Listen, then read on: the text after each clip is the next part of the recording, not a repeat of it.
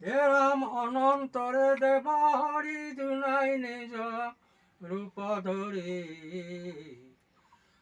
শংকৰৰ আগে উপাসন মুখ কৰি অল্প সাক্ষী হৰক সম্বুদ্ধি বুলিলন্ত প্ৰসংগ বচনই ৰাম।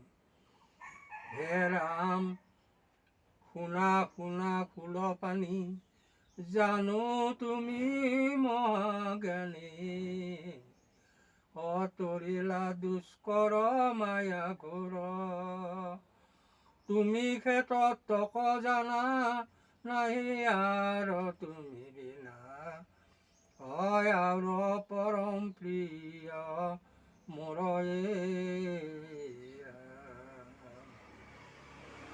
হে ৰাম শুনা শুনা জ্ঞান খালি তোমাৰে সেৱক পালি দেখাইলো দুষ্কৰ স্ত্ৰী মায়া আত নকৰিব খেদ কিঞ্চিত কনহি ভেদ তোমাৰ আমাৰ একে কায়া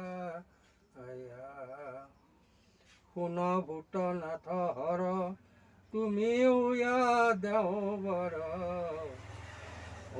মায়া তোমাৰ অধীন সুখে থাকি নিজ থানে মহাকল্প অৱসানে মোৰ শৰীৰতে যাইবালি নয়ে ৰাম। তাৰমানে ভগৱান কৃষ্ণই এই কথাটো হৰক কৈছে মোহন ৰূপ ধাৰণ কৰিছে যে হে ভোলানাথ তুমি মাজে মাজে কেতিয়াবা কেতিয়াবা আক্ৰোশ কৰা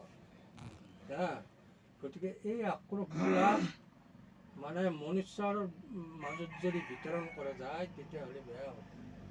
তুমি এটা কাম কৰা, তুমি এই পদ্ধতিত যোৱা,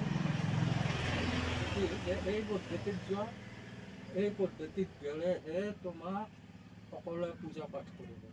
অৰ্থাৎ জ্ঞানৰ মাধ্যমেৰে যাব দিছে। জ্ঞান যিটো পৰম জ্ঞান